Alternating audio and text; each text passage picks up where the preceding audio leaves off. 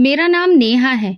मेरी कहानी कोई आम कहानी नहीं है, बल्कि ये कहानी है अंधेरे में आंख खोलने, गरीबी में सांस लेने और बचपन में बोझ उठाने की। मैं तुम्हें अपनी कहानी सुना रही हूँ, वो कहानी जो मेरे बचपन के कच्चे आंगन से शुरू होती है। मैं अपनी माँ के साथ एक किराए के कमरे में रहती थी। एक ऐसा कमरा जिसकी दीवारों में नमी बसी हुई थी और छत पर बारिश में हमारे साथ वो रोती थी।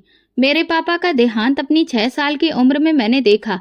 इतनी छोटी थी कि मैं शायद पूरी तरह से ये समझ भी ना पाऊं कि मौत क्या होती है। बस इतना जानती थी कि जो चेहरा मैं हर रोज देखा करती थी, वो एक दिन हमेशा के लिए आंख बंद करके चला गया था। पापा की मौत के बाद माँ ने दुनिया के सामने अपने आंसू छुपाए। उन्होंने हमारे छोटे से वजूद को सहारा दिया और हर रोज किसी न किसी के घर बर्तन धोने, पोछा लगाने और कपड़े धोने चली जाती थी। उनके हाथ अक्सर फट जाते थे, उंगलियों में छाले पड़ जाते थे, लेकिन वो एक दिन भी नहीं रुकी। उन्होंने अपनी सांसों में मेरे लिए हिम्मत भर ली थी। एक दिन मैंने माँ से पूछा, माँ मैं भी स्कूल जाऊं? उन्होंने मेरे बालों पर हाथ फेर कर कहा, बेटा स्कूल की फीस भला कहाँ से आएगी? किताबें, ड्रेस, जूते सब कुछ होना चाहिए स्कूल के लिए। हमारे नसीब में तो बस इतना है कि किसी तरह 2 वक्त की रोटी मिल जाए। मुझे उनकी आंखों में छुपी हुई शर्मिंदगी नजर आई, जैसे वो खुद को कसूरवार समझती हो कि मैं पढ़ नहीं सकती। लेकिन सच्चाई ये थी कि हमारे नसीब में कुछ भी आसान नहीं लिखा था। जहां वो काम करती थी, वहां से कभी 3,000 तो कभी 4,000 महीने के मिलते। महीना खत्म होने से पहले ही अक्सर पैसे खत्म हो जाते थे। कभी चावल उधार आता तो कभी बिना तेल के ही खाना पकाया जाता था। जब मैं थोड़ी सी बड़ी हुई, लगभग 10 साल की, तो माँ के साथ 2 घरों में मैं भी जाने लगी। माँ कहती थी, कम से कम तुम्हें कुछ सीखने को तो मिलेगा। मैं सीखना चाहती थी बहुत कुछ, लेकिन शायद किस्मत को तो कुछ और ही मंजूर था। जहां भी गई 2 दिन बाद बस ये कहकर निकाल दिया गया कि ये बच्ची कोई काम ढंग से नहीं करती है, बल्कि ये चीजें तोड़ देती है, बात भी नहीं सुनती है। मैं बात सुनती थी, लेकिन मेरे हाथ छोटे थे, शरीर नाजुक था और वक्त मेरे खिलाफ चल रहा था। एक घर की मालकिन ने तो सीधा कह दिया, बच्ची है, ये काम के लायक नहीं है, इसे किसी और जगह भेज दो। माँ चुपचाप सुनती रही। उनकी नजर मेरे चेहरे से हटकर जमीन में चली गई। मुझे अंदाजा हुआ कि मेरे नाकाम होने से माँ का दिल कितना टूट जाता है। मैंने उनके चेहरे पर वो दुख देखा जो उन्होंने कभी जुबान से नहीं कहा था। अक्सर ऐसा होता कि रात को माँ मेरे पास बैठकर कहती, नेहा हम कभी अमीर नहीं होंगे, लेकिन हमें ईमानदार बन के रहना है। जिंदगी जितनी कठोर हो, हिम्मत नहीं हारनी है। मैं उनकी बात सुनती, लेकिन अंदर ही अंदर सोचती कि हम कितनी देर तक और हिम्मत कर पाएंगे। कब तक हम दूसरों के दरवाजे पर जाते रहेंगे? कब हमारे नसीब में भी कुछ अच्छा होगा? गर्मियों की एक रात थी, बिजली भी नहीं आ रही थी। मैं और माँ मिट्टी के फर्श पर चारपाई डालकर लेटे हुए थे। माँ की सांस भारी लग रही थी। मैंने उनके माथे को छुआ तो वो पसीने से भीगा था। माँ आप ठीक तो हैं? मैंने उनसे पूछा। उन्होंने जबरदस्ती मुस्कुराने की कोशिश की। बस थोड़ी सी थकान लग रही है, कल ठीक हो जाऊंगी। लेकिन वो कल कभी भी बेहतर होकर नहीं आया। धीरे धीरे माँ की तबीयत खराब होती जा रही थी। एक दिन मैंने उनके हाथ पकड़कर कहा, माँ मुझे भी काम पर ले चलिए, मैं धीरे धीरे सीख जाऊंगी, मेहनत करूंगी। उन्होंने मेरे हाथ जोर से पकड़े, जैसे मैं उनके हाथों से निकल जाऊंगी। तुम मेरा सहारा हो नेहा, अगर तुम्हें कुछ हो गया तो मैं क्या करूंगी? लेकिन मजबूत तो मैं बनना चाहती थी, इसलिए अगले दिन माँ के मना करने के बावजूद भी मैं एक और घर में आ गई। वहां काम मांगा, 2 दिन काम करवाया और वहां तीसरे दिन दरवाजे से बाहर निकाल दिया गया। छोटी उम्र है अभी तुम्हारी, अभी तुम्हें खेलने के दिन है, ना कि काम पर जाने के, वो कहने लगी। मैंने दिल में सोचा कि मेरे नसीब में खेल कहाँ है। मैं कहाँ खेलती थी, मैं तो बस जीती थी, वो भी रोज अपनी माँ की सांसों की डोर के साथ। माँ के साथ साथ उनकी सांसें उखड़ने लगती। शुरू के हफ्ते में पहले उन्हें बुखार होता, फिर अक्सर उनकी तबीयत और खराब होती, और फिर ऐसा वक्त भी आया कि वो चूल्हा जलाते जलाते ही एक तरफ गिर गईं। मैं भागकर उनके पास गई। माँ आप ठीक तो हैं? उनके हल्के से उन्होंने सिर हिलाया, जैसे कह रही हो हाँ मैं ठीक हूँ, लेकिन उनकी आंखों में कमजोरी साफ दिख रही थी। उसी दिन से कुछ बदलने लगा। जो माँ कभी दिन के 10-10 घरों में काम करती थी, अब 1-2 घर का भी काम पूरा नहीं कर पा रही थी। उनका शरीर हर वक्त भारी, जैसे किसी ने सारा खून निचोड़ लिया हो। खांसी भी अब लगातार आती रहती थी। मैंने उन्हें डॉक्टर के पास ले जाने की कोशिश की, लेकिन हमारे पास इतने पैसे नहीं थे। माँ ने कंबल ओढ़कर कहा, 2 दिन आराम करूंगी तो सब ठीक हो जाएगा। लेकिन वो 2 दिन 2 हफ्ते बन गए और हफ्ते महीने में बदल गए। घर में चूल्हा अभी तक छोड़ छोड़ कर जल रहा था। मैं दिन में यहाँ वहाँ घूम रही थी, कभी किसी के खेत में सब्जी की तलाश में, तो कभी किसी दुकान पर बसी हुई रोटी मांगने के लिए। कुछ दिन भीख की रोटी भी मिली, लेकिन फिर वो भी बंद हो गई। एक दिन पड़ोस की मौसी के घर गई, दरवाजा खटखटाया। वो जब बाहर आई तो मैंने धीरे से कहा, मौसी, माँ के लिए थोड़ा सा दूध अगर मिल जाता, उन्हें बहुत कमजोरी हो रही है। उन्होंने मेरी तरफ देखकर कहा, नेहा, हम भी किसी के आश्रय पर हैं, रोज रोज कुछ भी देना हमारे बस में नहीं है। फिर दरवाजा बंद कर दिया। मैं चुपचाप लौट आई, हाथ खाली और दिल में दरार। वो मौसी जिन्होंने माँ के साथ बैठकर कई बरसों तक नाश्ता किया, जिनकी बीमारी में माँ ने उनकी सेवा की थी, आज जरूरत पड़ने पर उन्होंने मुंह फेर लिया था। माँ का चेहरा अब सफेद सा पड़ने लगा था। वो अक्सर चुप रहती और जब बोलती तो बस मेरी फिक्र करती रहती थी। नेहा, कुछ अगर मुझे हो गया तो तुम अकेली क्या करोगी? मैं उनकी बात का जवाब नहीं देती। मेरे पास कोई जवाब था ही नहीं। बस रोज की तरह मैं उनके माथे और सिर पर गीला कपड़ा रखती, उनके और हल्का गर्म पानी का गिलास लेकर आती और भगवान से प्रार्थना करती रहती। एक दिन माँ की हालत कुछ ज्यादा ही खराब हो गई। उनका बुखार उतर नहीं रहा था। मोहल्ले में जिस किसी से भी मदद मांगी, सबने कोई न कोई बहाना बना दिया। एक औरत ने कहा, तुम्हारी माँ का इलाज कराया तो फिर कल और लोग आ जाएंगे। अब ये सब कुछ करना हमारे बस की बात तो नहीं है।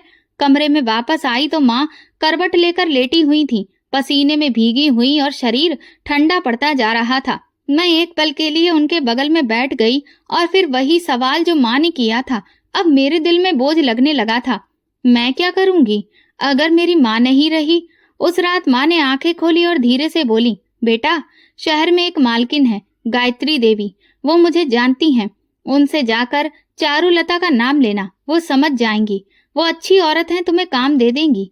मैंने माँ का हाथ पकड़ा। माँ, मैं आपको इस हालत में छोड़कर कहीं भी नहीं जाऊंगी। वो मुस्कुराई। वो मुस्कुराहट बहुत हल्की थी, जैसे परसों की थकान में भी वो मुझे हिम्मत देना चाहती हो। अगर मैं ना रही तो तुम्हारा वहां जाना जरूरी है। ये वो बात थी जो मैं सुनना नहीं चाहती थी, लेकिन मेरे दिल में एक फैसला हो चुका था। अगले दिन सुबह मैं निकली थी कि शायद कुछ दवा या खाने को कुछ मिल जाए, लेकिन कुछ भी नहीं मिला। जब वापस आई तो माँ बेहोश थी। मैंने मोहल्ले के 2 लड़कों से कहा, माँ को अस्पताल ले जाना है, कुछ मदद कर दो। उनमें से एक ने कहा, कितने पैसे दोगी? हम मुफ्त में उठाने वाले नहीं हैं। उस दिन मैंने खुद को बहुत छोटा महसूस किया, जैसे मेरी हैसियत एक टूटी हुई चप्पल से भी कम हो। कुछ घंटे के बाद माँ ने आंखें खोली। उनकी सांसें बहुत हल्की हो चुकी थीं। मैंने कहा, माँ, आप कुछ मत बोलिए, मैं हूं ना आपके साथ। लेकिन उनकी आंखों में एक सुकून आ गया था, एक अजीब सी खामोशी। उन्होंने मेरी उंगली पकड़ी और अगले ही लम्हे उनकी आंखें बंद हो गईं। उनकी उंगली की पकड़ ढीली पड़ गई थी। मोहल्ले वाले अगले दिन आए। अर्थी उठी। 2-3 औरतों ने रोते हुए कहा, चारुलता बहुत अच्छी औरत थी, बहुत काम की थी। किसी ने नहीं पूछा कि अब मैं कहाँ जाऊंगी। माँ की चिता के पास बैठकर मैं बहुत देर तक कुछ भी नहीं बोली, बस चुपचाप उनकी चिता की तरफ देखती रही और दिल में ये फैसला कर लिया कि मैं शहर जाऊंगी, गायत्री देवी को ढूंढूंगी। मैं अब यहाँ एक दिन भी नहीं रह सकती। रात को अपने 2 पुराने सूट एक थैली में डाले और माँ की 2 दवा की शीशियां वो भी रख ली, एक पुरानी तस्वीर और एक छोटी सी भजन की किताब और माँ की आवाज जो बस दिल में थी। सुबह होते ही मैं रिक्शा स्टैंड की तरफ निकली। माँ की निशानी दिल में और शहर का पता, वही पता जो माँ के पुराने सामान से निकला था। रिक्शा चलने लगा। गांव पीछे रह गया। खेत, नालियां, नीम के पेड़, सब कुछ छूटता जा रहा था। फिर मैं बस में बैठी। बस जब शहर में दाखिल हुई तो सब तरफ शोर, गाड़ियों की आवाज, लोग, दुकानें, सब कुछ अलग दिख रहा था। मैं खिड़की से बाहर देख रही थी। माँ ने शहर की कहानी सुनाई थी, लेकिन ये इतना बड़ा और इतना तेज शहर होगा, ये मुझे अंदाजा नहीं था। तकरीबन 1 घंटे के बाद बस एक बड़े बंगले के सामने आकर रुकी। मैं थोड़ी देर खड़ी रही। दीवारें ऊंची थी, गेट लोहे का था, ऊपर सोने के जैसा कटाव। दिल में बहुत घबराहट हो रही थी। एक जगह मेरे लिए नहीं थी। गेट पर एक चौकीदार खड़ा था। उसके सर पर टोपी थी और हाथ में लाठी। मैंने धीरे से कहा, मुझे गायत्री देवी से मिलना है। चौकीदार ने घूर कर देखा। तुम कौन हो? मैंने कहा, मैं नेहा, चारुलता की बेटी। वो उनकी नौकरानी थी। वो कुछ देर चुप रहा, फिर गेट खोलकर अंदर चला गया। मैं वहीं पर खड़ी रही। दिल की धड़कन तेज हो चुकी थी। 5 मिनट बाद वो वापस आया और बोला, मालकिन बुला रही हैं।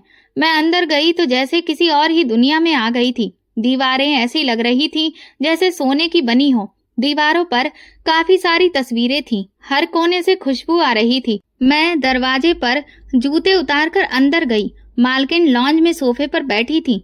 वो ठीक ठाक उम्र की औरत थी, कपड़े साफ सुथरे और चेहरे पर नमी।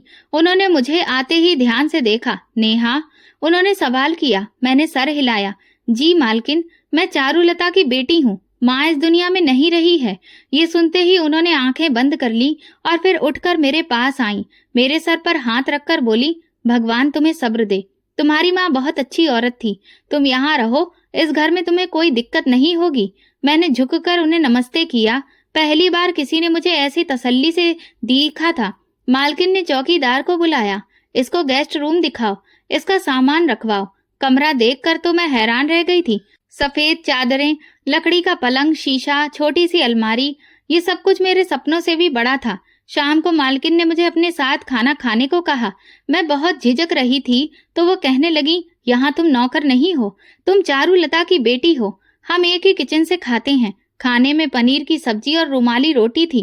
पहली बार मैंने ऐसी रोटी खाई थी। वो बार बार मेरी तरफ पानी का गिलास बढ़ा देती।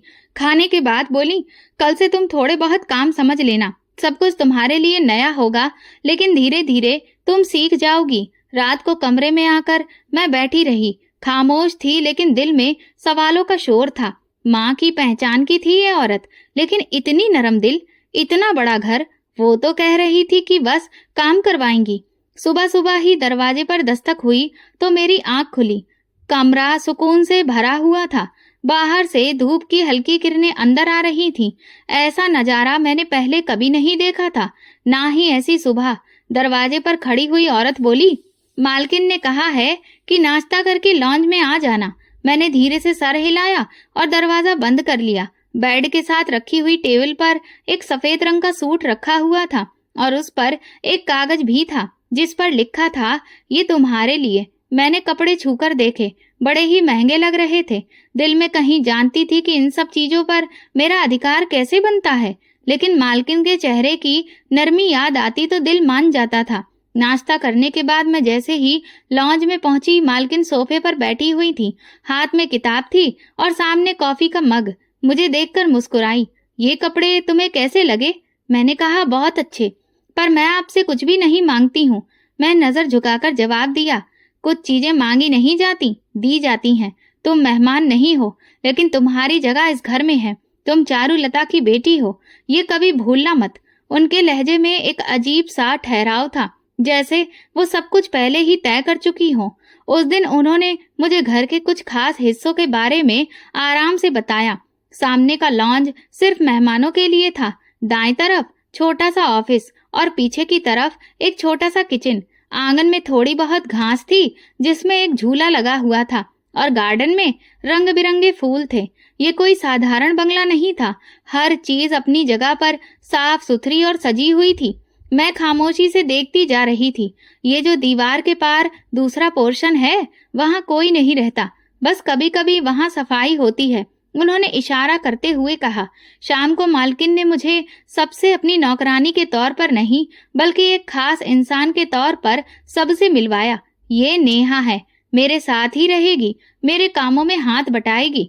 बाकी नौकर जो सालों से काम कर रहे थे, उन्होंने सवालिया नजरों से मुझे देखा। किसी ने कुछ भी नहीं कहा, लेकिन एक अजीब सी चुप्पी थी। रात को मालकिन ने फिर से मेरे लिए दूध भेजा। कमरे में आकर उस औरत ने कहा, मालकिन ने कहा है कि तुम्हें कुछ भी चाहिए हो तो बिना झिझक के बता देना। मैंने कप पकड़ा और धीरे से कहा, उन्हें मेरा धन्यवाद कहना। कुछ ही दिनों में मैं घर के सारे मामले समझने लगी। सुबह नाश्ते के बाद मालकिन कुछ देर लाइब्रेरी में बैठती थी, फिर गार्डन में, दोपहर को आराम और शाम को गेस्ट रूम में बैठती, और रात को पूरी तरह से खामोशी, कोई शोर नहीं। कभी कभी वो धीमी आवाज में गाना सुनती थी और मैं हैरान रहती थी कि इतनी बड़ी जगह में वो अकेले कैसे रहती हैं। एक दिन उन्होंने मुझे बाजार ले जाने के लिए कहा। गाड़ी में बैठी तो मैं रास्ता देखती रही। शहर के महंगे इलाके की सड़क, शीशे की दुकानें और महंगे कपड़ों में लोग। मुझे ऐसा लगा जैसे मैं किसी और ही दुनिया में आ गई हूँ। मालकिन ने एक कपड़ों की दुकान के सामने अपनी गाड़ी रुकवाई। नेहा, तुम्हारे लिए कुछ लेना है? मैंने तुरंत कहा, मेरे पास सब कुछ है मालकिन, आपको मेरे लिए कुछ भी लेने की जरूरत नहीं है। वो मुस्कुराकर बोली, किसी को इज्जत देना जरूरत नहीं होती है। तुम इन कपड़ों में खुद को अच्छा महसूस करोगी।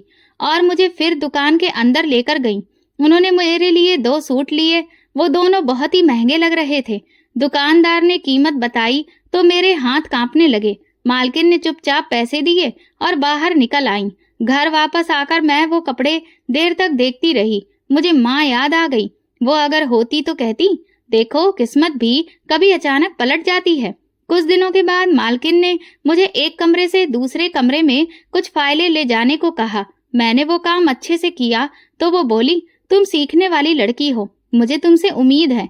मैं कुछ देर खामोश रही, लेकिन फिर हिम्मत करके बोली, मालकिन आप मुझे इतना सब कुछ क्यों दे रही हैं? मैं तो सिर्फ एक मजदूर की बेटी हूँ। उन्होंने मेरी तरफ देखा जैसे कुछ पल के लिए वो कहीं अतीत में खो गई हो। कई बातें वक्त आने पर ही समझ में आती हैं। फिलहाल तुम अपना ख्याल रखो। उस दिन के बाद से उन्होंने मुझे घर के हिसाब किताब में भी शामिल करना शुरू कर दिया था। छोटे मोटे फैसलों में मेरी राय ली जाती। मैं हैरान थी लेकिन खुश भी। घर का दिन एक खास रूटीन के साथ गुजरने लगा था। सुबह की चाय, दोपहर का सुकून, शाम की रोशनी और रात की खामोशी। गायत्री देवी जैसे हर लम्हे में मेरे साथ थी। वो बहुत कम बोलती थी, लेकिन जब बात करती तो शब्द दिल में उतरते चले जाते थे। मैं उनके करीब थी, लेकिन फिर भी कुछ दूरियां बाकी थीं। 1 महीने से ज्यादा हो गया था, लेकिन उनके बारे में मुझे ज्यादा कुछ नहीं पता था। कभी कभी ऐसा लगता था जैसे वो मुझे कुछ बताना चाहती हैं, लेकिन खुद ही रुक जाती हैं। वो जब गार्डन में बैठती तो उनकी आंखें कहीं दूर देख रही होती। मैं सामने बैठी होती, लेकिन उनकी नजर शायद अतीत में कहीं रुकी होती। एक दिन दोपहर को वो खुद मेरे कमरे में आईं। उनके हाथ में 2 नए कपड़े थे। ये तुम्हारे लिए हैं। कल मैं कुछ मेहमानों को बुला रही हूँ, तुम भी साथ में बैठना। मैंने हैरत से पूछा, मैं? मेहमानों के बीच? उन्होंने सिर हिलाया। हाँ, तुम इस घर का हिस्सा हो, अनजान नहीं हो। फिर कुछ पलों के लिए खामोशी रही। फिर वो बोली, मैं चाहती हूँ कि लोग तुम्हें उस नजर से देखें जैसे मैं देखती हूँ।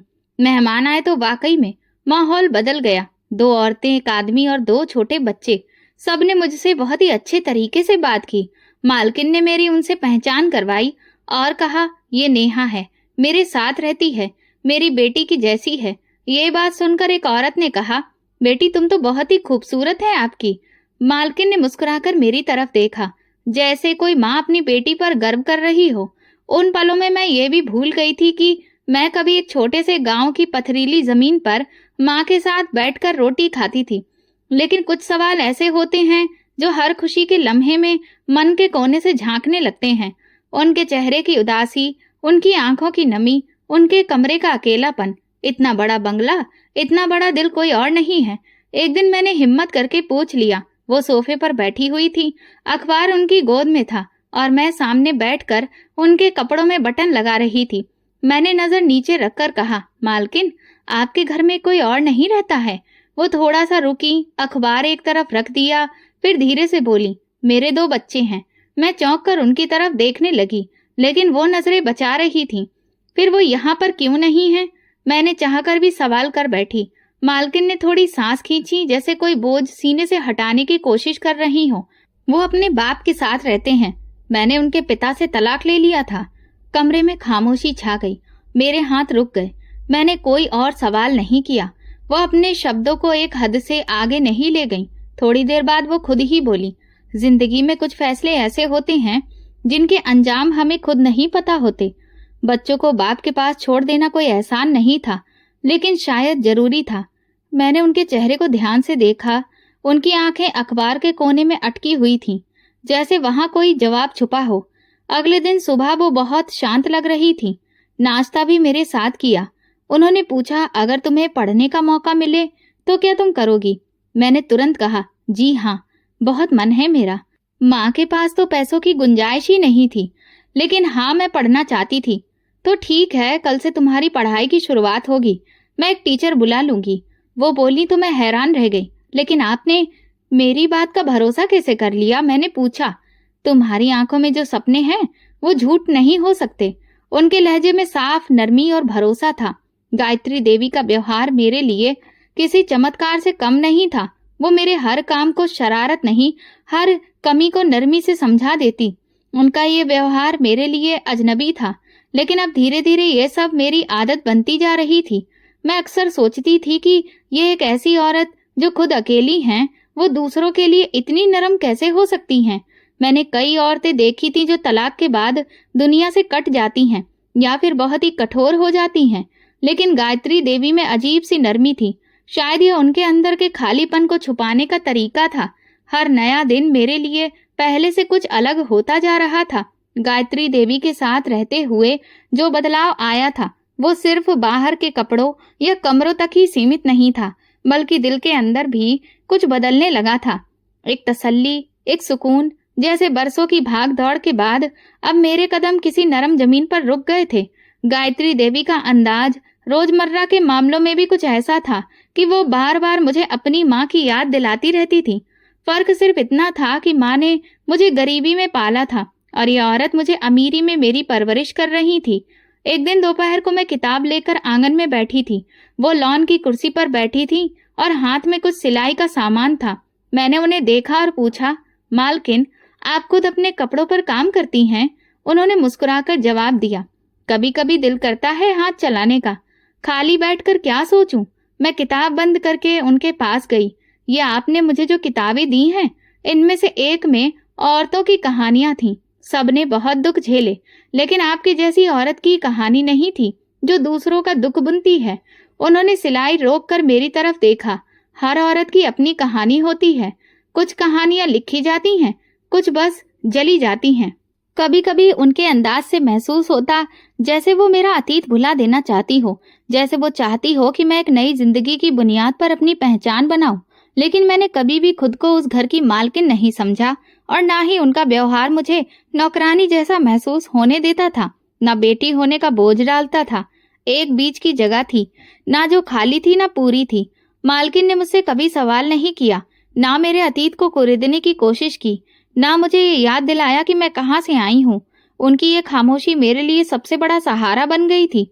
अगले दिन वो बाजार से मेरे लिए जूते लेकर आईं। तुम्हारे पैर में पुराने जूते हैं, चलते वक्त आवाज करते हैं, ये पहन लो। मैंने वो जूते हाथ में लिए और धीरे से कहा, आप हर बात कैसे समझ लेती हैं? वो बोली, जिसने जिंदगी को अंदर से देखा हो वो दूसरों की तकलीफों को बाहर से पहचान लेता है।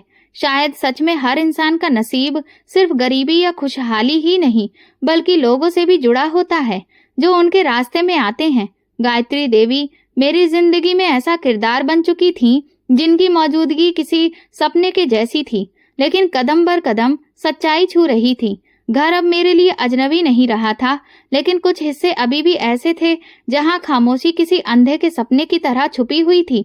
गायत्री देवी का व्यवहार हमेशा की तरह एक जैसा था, लेकिन कुछ दिनों से उनकी आंखों में एक अजीब सी थकान नजर आने लगी थी। सुबह वो गार्डन में काम जाती थी, शाम को चाय अक्सर काम करती थी और रात का वक्त ज्यादातर अपने कमरे में गुजरता था। एक रात कमरे में नींद नहीं आ रही थी, पंखे की आवाज में भी सुकून नहीं था। प्यास लगी तो मैं पानी लेने के लिए किचन की तरफ गई। रास्ते में मालकिन के कमरे से हल्की सी आवाज सुनाई दी। दरवाजा पूरी तरह से बंद नहीं था। मैं बिना आवाज किए धीरे से उनके पास पहुंची तो अंदर से किसी के रोने की घुटी घुटी आवाज आ रही थी। मैं रुक गई, दिल धड़कने लगा। दरवाजे की कोर से जाकर देखा तो मालकिन भगवान के आगे हाथ जोड़कर बैठी थी। उनका दुपट्टा सिर पर था और आंखों से आंसू लगातार बह रहे थे। उनकी आवाज साफ सुनाई देने लगी, हे भगवान, मुझे माफ कर दो। मैंने नेहा पर जुल्म किया है। मैंने उसकी माँ से वो छीन लिया जो उसका अधिकार था। हे भगवान, मैंने उस बच्ची को नौकर बनाकर रखा जिससे मालकिन होना चाहिए था। मेरे हाथ में पकड़ा हुआ गिलास जैसे जमीन में गिरते गिरते बचा। कदम वहीं जम गए थे। मालकिन ने मेरा नाम लिया था, उन्होंने खुद को मुजरिम कहा था, लेकिन आखिर किस बात का जुल्म और कौन सा अधिकार? मैं चुपचाप पलट कर आ गई, किचन से पानी लिया और कमरे में वापस आकर दरवाजा बंद कर लिया। नींद आंखों से कोसों दूर थी। दिल में अजीब सा शोर उठ रहा था।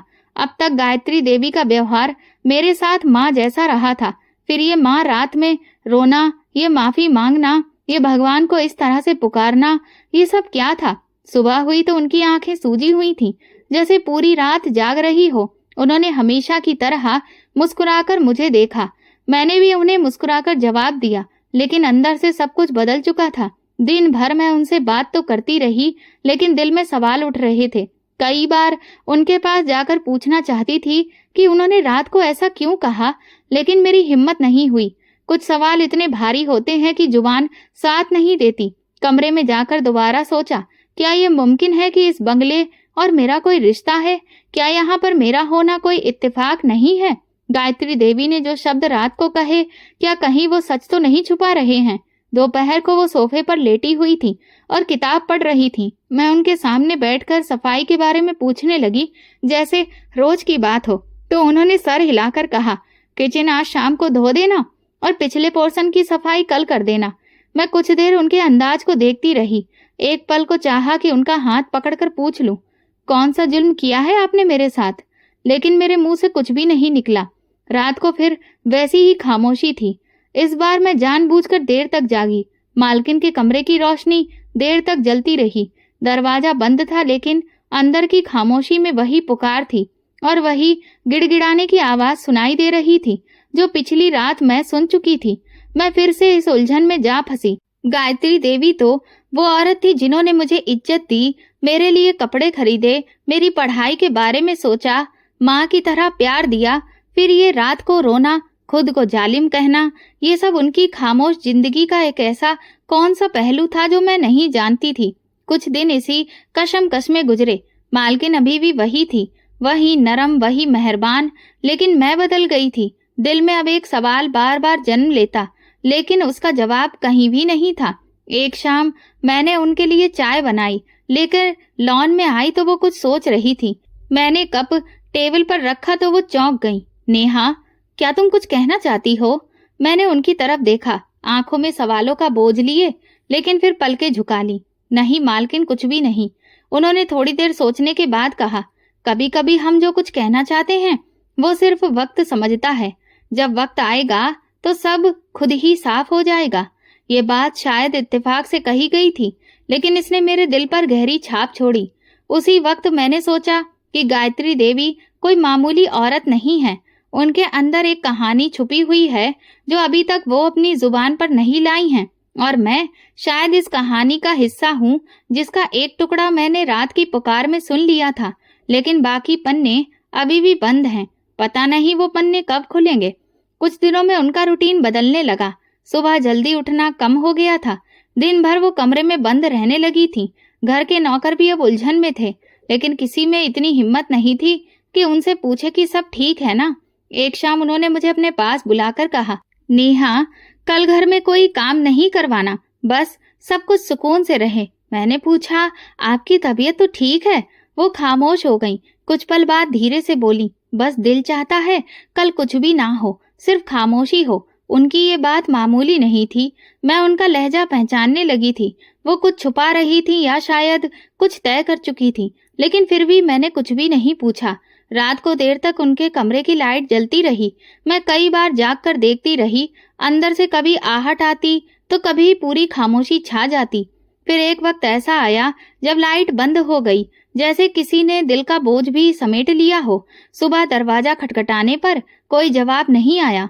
मैंने 2 बार दस्तक दी, फिर चौकीदार को आवाज दी। हम दोनों ही दरवाजा खोलकर अंदर गए। मालकिन अपने बिस्तर पर लेटी हुई थी। चादर उनके शरीर पर पड़ी थी और चेहरे पर पूरी तरह से सुकून था। आंखें बंद, होठों पर हल्की सी मुस्कान। चौकीदार ने हाथ लगाकर देखा, फिर पीछे हट गया। नेहा, मालकिन तो अब नहीं रही। मेरा दम घुटने लगा। मैं उनके पैरों के पास बैठ गई। मालकिन, उठ जाइए, चाय तैयार है, आपको देर हो रही है। मेरी आवाज खुद मुझे अनजान लग रही थी, लेकिन वो नहीं जगी। खबर पूरे घर में फैल गई। नौकरानियों की सिसकियां, बाकी सबकी बातें और मेरे दिल का सुन्न हो जाना, सब जैसे एक ही लम्हे में हो गया। शहर में कुछ जानने वालों को जानकारी दी गई। उनका पुराना वकील, कुछ पुराने नौकर और 2 लोग जिन्होंने हमेशा अपने से दूर रखा उन्होंने आज उनकी अंतिम यात्रा में शामिल होने आए थे। उनके बच्चे, मैं उन दोनों को पहली बार देखा था। चेहरे पर वही भाव था जो कि मालकिन के चेहरे पर था, लेकिन आंखों में अजनबीपन था। लड़की की उम्र लगभग 15 साल थी और लड़का शायद 16 या 17 का। वो दोनों खामोश खड़े रहे, ना किसी से बात करना, ना कोई सवाल। अंतिम यात्रा बड़े ही अच्छे तरीके से हुई। लोगों ने उनकी अच्छाइयों की गवाही दी और मैं सबको सुनकर सोचती रही कि ये वही औरत जो इतनी खामोश थी, इतनी प्रार्थनाएं करती थी, वो क्यों इतनी तड़पती रही? कौन सा राज था जो उनके आखिरी लम्हे तक उन्हें बेचैन करता रहा? रात को कमरे में आकर मैंने उनके बिस्तर की चादर ठीक की, उनका तकिया ठीक से रखा और उनकी आखिरी पहनी हुई चप्पल एक कोने में रखी। अलमारी खोली तो अंदर एक डायरी थी। हाथ कांपने लगे, अभी खोलने की हिम्मत नहीं थी। मेरी नजर खिड़की से बाहर लॉन पर पड़ी। वहां झूला हिल रहा था, हवा से या शायद किसी अंदर के एहसास से। गायत्री देवी चली गई, लेकिन उनके जाने के बाद खामोशी एक नई आवाज बन गई थी। अब उस घर में सिर्फ मैं थी और वो राज जो अभी तक पूरा खुला नहीं था। मालकिन के मरने के अगले दिन ही बंगले की हवा पूरी तरह से बदली हुई थी। आंगन में कुर्सियां लगाई गई थीं, बरामदे में मेहमानों के लिए चाय का बंदोबस्त किया गया था और अंदर ड्राइंग रूम में कुछ चेहरे बिल्कुल नए लग रहे थे, जिन्हें उस घर की दहलीज ने बरसों तक देखा नहीं था। मैं लॉन के एक तरफ बैठी थी, जहां मालकिन अक्सर शाम की चाय पीती थी। उनका वो खास सफेद रंग का कप अभी भी ट्रे में रखा हुआ था, जिसे कल रात से किसी ने नहीं हटाया था। दोपहर होते ही 2 गाड़ियां गेट के बाहर आकर रुकी। एक में वही लड़का और लड़की उतरे जिन्हें कल मैंने देखा था। उनके साथ एक ठीक ठाक उम्र का आदमी भी था, जिसके कपड़े साफ सुथरे थे। चौकीदार ने बताया कि ये वकील साहब हैं, मालकिन के पुराने जान पहचान के। सब लोग ड्राइंग रूम में जमा हो गए। मैं दरवाजे के पास मौजूद सोफे पर बैठ गई। मेरी मौजूदगी पर किसी ने भी ऐतराज नहीं किया, शायद इसलिए क्योंकि मालकिन के आखिरी दिनों में मैं उनके सबसे करीब रहने वाली इंसान थी। वकील साहब ने एक लिफाफा खोला और सारे कागज निकालकर टेबल पर रखे। उनके शब्द नपे तुले थे। गायत्री देवी ने अपने मरने से कुछ वक्त पहले एक कानूनी वसीयत तैयार करवाई थी, जिसकी कॉपी मेरे पास मौजूद है और असली अदालत की रजिस्ट्री में जमा है। कमरे में हल्की सी बातें हुई। मालकिन के बेटे ने तुरंत कहा, हम जानते हैं, वो शायद कुछ पैसे दान में देना चाहती होंगी, लेकिन जायदाद पर तो हमारा हक है। वकील ने नजर उठाकर लड़के की तरफ देखा। आप साफ सुन लीजिए कि उन्होंने क्या फैसला किया है। फिर उन्होंने तेज आवाज में वसीयत पढ़नी शुरू की, हर शब्द साफ। मैं गायत्री देवी अपने पूरे होशो हवास में ये ऐलान करती हूँ कि मेरी जायदाद में मौजूद सारी संपत्ति। फिर वकील ने एक पल रुककर मेरी तरफ देखा, फिर दोबारा पढ़ना शुरू किया। मेरी इच्छा के मुताबिक नेहा के नाम पर की जाती है, जो मेरे साथ काफी दिनों से रह रही थी। उसने मेरी सेवा की और जिसके साथ मैं चाहती थी कि उसकी माफी मिलने के लिए ये जरूरी है। मेरे बच्चे मेरे इस फैसले के बारे में कुछ भी नहीं जानते हैं, लेकिन ये मेरा आखिरी फैसला है। कमरे में जैसे खामोशी का बोझ आ गया। मालकिन की बेटी ने हैरत से वकील की तरफ देखा। क्या मतलब? नेहा? कौन नेहा? वो नौकरानी? वकील ने अपने अंदाज में कहा। जी वही। गायत्री देवी ने अपने सारे कागजों पर दस्तखत किए हैं। बेटे ने कुर्सी से उठकर कहा, यह धोखा है। हमारी माँ कभी भी ऐसा फैसला नहीं कर सकती। फैसला उन्होंने पूरे होश में किया है और उस पर 2 गवाहों के दस्तखत भी मौजूद हैं। अगर आप चाहें तो अदालत जा सकते हैं, लेकिन इसका नतीजा नहीं बदलेगा। वकील का अंदाज पूरी तरह से पेशेवर था। मैं अपनी जगह पत्थर बनी खड़ी रही। मेरा दिल तेज से धड़क रहा था, लेकिन जुबान पर खामोशी थी। ये वो लम्हा था जिसे मैंने कभी सपने में भी नहीं सोचा था। मालकिन के बेटे ने एक झटके में टेबल पर रखे हुए सारे कागजों को समेटने की कोशिश की, लेकिन वकील ने हाथ रोककर कहा, यह कानूनी कागज हैं, आप इन्हें नहीं छू सकते। लड़की बोली, तो हमारी माँ ने हमें कुछ भी नहीं दिया। वकील ने एक नजर उस पर डाली। उन्होंने ये कहा है कि आप दोनों की जिम्मेदारी आपके पापा ने संभाली थी और उनकी जायदाद से जुड़ी सारी कानूनी कार्रवाई अलग हो चुकी थी। उनकी खुद की जो पर्सनल संपत्ति है वो सिर्फ नेहा के नाम पर की गई है। मालकिन के दोनों बच्चे चुप हो गए। उनकी आंखों में सदमा, गुस्सा और बेयकीनी थी। वो तुरंत कमरे से बाहर निकल गए। मैं दरवाजे की तरफ देखती रही, जहां वो पल भर पहले खड़े थे। वकील ने मेरे पास आकर एक लिफाफा पकड़ाया। ये कागज आपके नाम पर ट्रांसफर कर दिए गए हैं। जल्दी में कोई भी फैसला मत करिएगा। मैंने लिफाफा पकड़ लिया, लेकिन समझ नहीं आ रहा था कि ये सब मेरे साथ ही क्यों हो रहा है। मालकिन ने कब और क्यों ऐसा किया? शाम तक पूरा बंगला सन्नाटे में डूब चुका था। शोर जो कुछ पलों पहले कमरे में हो रहा था, अब वो किसी अतीत की लकीर लगने लगा था। कमरे में आकर मैंने दरवाजा बंद किया। मालकिन की तस्वीर पर नजर पड़ी जो टेबल पर रखी हुई थी। मैंने धीरे से कहा, आपने तो कहा था कि वक्त आएगा तो सब कुछ साफ हो जाएगा, लेकिन अब और सवाल खड़े हो गए हैं। गायत्री देवी चली गईं, लेकिन उनका फैसला मेरे सामने एक बड़ा राज बनकर खड़ा हो गया था और मैं बस खामोशी से उस राज के तले दबती जा रही थी। मालकिन की मौत और उनकी वसीयत की घोषणा को कुछ दिन बीत चुके थे, लेकिन बंगले की हवा अभी भी भारी लग रही थी। कानूनी कार्रवाइयां जारी थी और मैं नेहा वही थी, लेकिन अब नाम के साथ साथ जायदाद की बारिश कहलाने लगी थी। मैंने न किसी कागज पर दस्तखत किए थे और ना ही कुछ भी अब तक अपनाया था, लेकिन लोग मुझे नए नाम से पुकारने लगे थे। कभी चौकीदार मुझे मैडम जी कहकर बुलाता, कभी नौकरानियां सर झुकाकर सम्मान देती थी। उन सबका व्यवहार बदल गया था, लेकिन मैं वैसे ही थी। बस एक गहरी खामोशी मेरे अंदर उतरती जा रही थी। इस खामोशी के दौरान एक अजीब सी बात हुई। एक सुबह मेरे हाथ की ऊपरी परत पर हल्की सी खुजली महसूस हुई। शुरू में मैं ज्यादा ध्यान नहीं दिया, सोचा कोई साधारण दाना होगा, लेकिन अगले ही दिन सिर्फ खुजली की जगह पर एक छोटा सा दाना दिखाई देने लगा, नरम चमकदार, जैसे पानी से भरा हुआ हो। मैं चुपचाप उसे दुपट्टे से छुपा लिया, लेकिन वो 1 से 2 में बदल गया और 2 से 5 हो गए और फिर कुछ दिनों में मेरा दायां हाथ उन छालों से भर गया। ये क्या हो रहा है मेरे साथ? मैंने अपने आप से पूछा, लेकिन जवाब देने वाला कोई भी नहीं था। मैंने एक अच्छे डॉक्टर को दिखाया। उन्होंने मुझे दवा लिख कर दी, कुछ लोशन भी दिए, लेकिन ना तो खुजली रुक रही थी और ना ही वो दाने। उल्टा अब वो मेरे गर्दन और पीठ तक पहुंचने लगे थे। एक दिन जब मैं सुबह शीशे के सामने खड़ी हुई तो मेरे चेहरे के किनारे पर एक छोटा सा निशान भी उभर आया था। गायत्री देवी के बिना ये बंगला अब खौफनाक लगने लगा था। उनके कमरे की तरफ देखती तो दरवाजा खुद ब खुद अजीब सा लगता, जैसे कि अंदर कोई अभी भी सांस ले रहा हो। मैं रात को अक्सर उनकी खुशबू महसूस करती जो कभी उनके कपड़ों से आती थी, और उन खुशबुओं के साथ मेरी बेचैनी भी बढ़ती जा रही थी। छाले हर रोज बढ़ते ही जा रहे थे और फिर एक दिन ऐसा आया कि मैं चुप न रह सकी।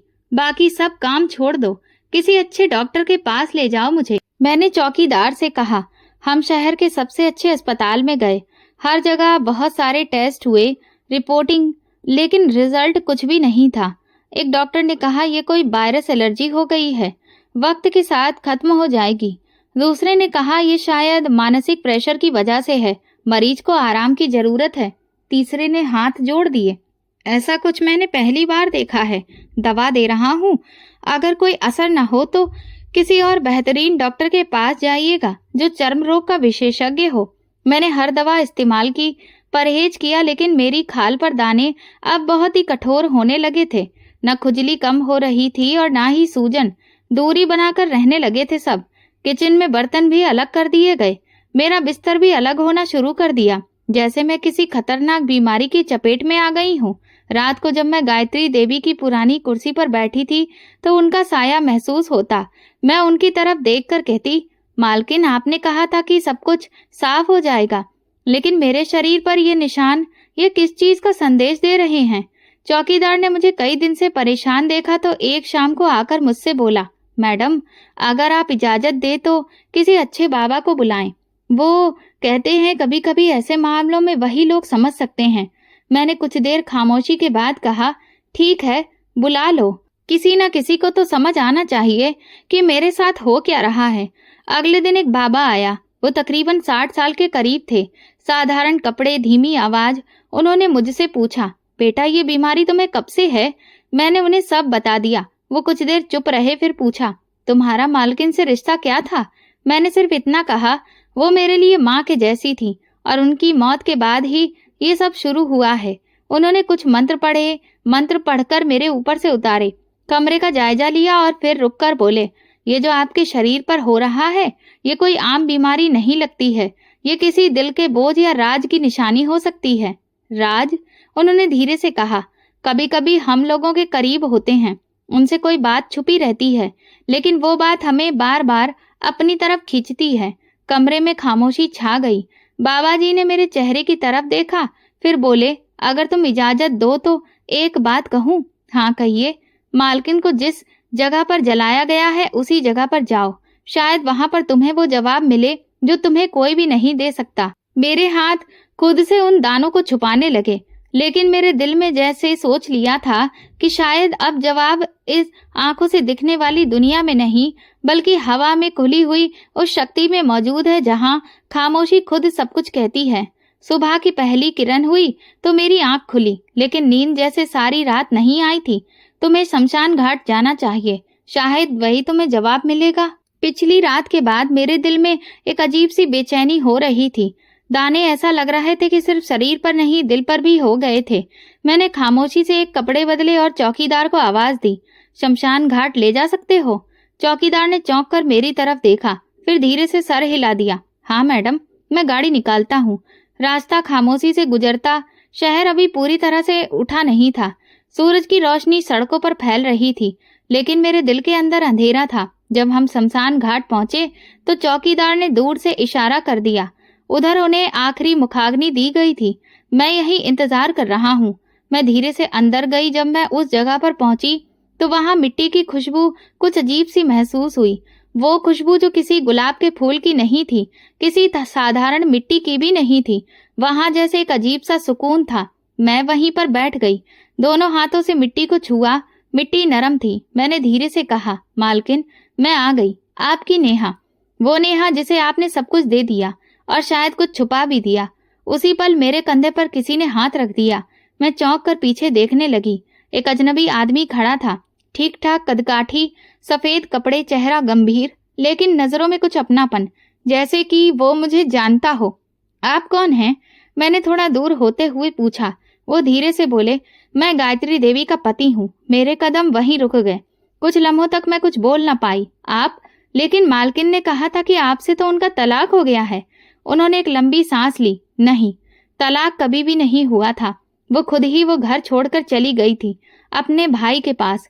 मेरी आंखों में हैरत थी। क्यों? ये बंगला जिसमें तुम रहती हो, वो गायत्री देवी का नहीं, उसके भाई का था। मेरे हाथ कांपने लगे। मैं जमीन पर बैठ गई, जैसे सुनने के लिए तैयार हो रही थी।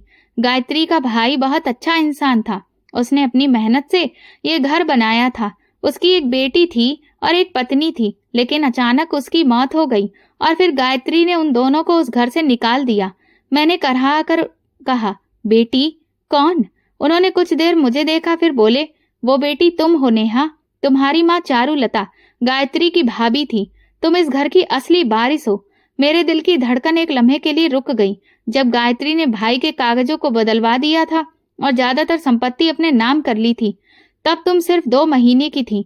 तुम्हारी माँ को उसने बेइज्जत करके घर से निकाल दिया था और तुम अपनी माँ की गोद में गांव चली गई। मेरे होंठ सूख गए, जुबान साथ छोड़ गई। मैं कुछ बोलना चाहती थी, लेकिन आवाज नहीं निकली। मैंने उसे बहुत रोका, लड़ाई भी लड़ी, लेकिन उसने मुझे भी छोड़ दिया। मुझसे कहा कि मैं जायदाद के पीछे हूँ, लेकिन सच्चाई ये थी कि वो सब कुछ अपने नाम पर करना चाहती थी। मैंने कांपती आवाज में कहा, तो उसके बाद क्या हुआ? उन्होंने कुछ भी नहीं किया। क्या नहीं किया? हर रात रोई, तुम्हारी माँ से माफी मांगना चाही, लेकिन चारुलता कहीं नहीं मिली। वो तुम्हें भी ढूंढने निकली। जब तुम्हारी माँ ने तुम्हें वापस शहर भेजा, तब तक गायत्री पछतावे में जल चुकी थी। उसने तुम्हें अपनाया, तुम्हें सब कुछ दिया, लेकिन एक बात नहीं बताई कि मैं इस घर की वारिस हूँ। मैंने धीरे से कहा, और उसकी भतीजी भी। तुम उसकी भाभी की बेटी हो। दाने जो अब तक मेरे शरीर पर थे, ऐसा लग रहा था कि जैसे अब उनकी गर्मी धीरे धीरे कम हो रही हो, जैसे कोई दबाव दिल से निकल रहा हो। उसने हर रात भगवान से माफी मांगी, लेकिन जब तक तुम माफ नहीं करती, उसकी आत्मा बेचैन ही रहती। मैंने सामने आसमान को देखा और कहा, मैं तो उन्हें तभी माफ कर चुकी थी जब उन्होंने मुझे माँ की तरह प्यार देने लगी थी।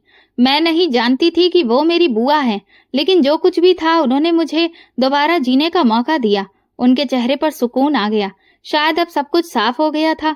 शमशान घाट से वापसी के बाद बंगले की हवा पहले जैसी नहीं रही थी। हर दरवाजा, हर दीवार अब एक नई सच्चाई का गवाह बन चुका था। वो खुशबू जो मालकिन के कमरे से आई थी, वो अब माफी मांगने वाली आत्मा की पहचान बन गई थी। पहले जो सवाल मेरे मन में घूमते रहते थे, अब सब शांत हो गए थे। मालकिन के पति ने मेरे साथ बैठकर खामोशी से चाय पी। सामने टेबल पर वही फाइलें रखी थी जिनमें मेरा नाम बारिश के तौर पर लिखा था, लेकिन उनका वजन कम महसूस नहीं हो रहा था। वो आखिरी दिनों में बहुत बदल गई थी। उन्होंने धीरे से कहा, अक्सर रात को मुझे खत लिखती थी, लेकिन कभी भी भेजती नहीं थी। शायद वो चाहती थी कि माफी शब्दों से नहीं, सामने से मांगी जाए। मैंने उनके चेहरे को ध्यान से देखा। उनकी आंखों में कोई शिकायत नहीं थी, बस एक थकान, जैसे बरसों का सफर पूरा हुआ हो। उन्होंने जो कुछ किया उस पर उन्हें बहुत अफसोस था। मैंने धीरे से कहा, लेकिन जो प्यार उन्होंने मुझे दिया वो किसी भी जुल्म से बढ़कर था। उन्होंने कागज मेरे सामने रखा।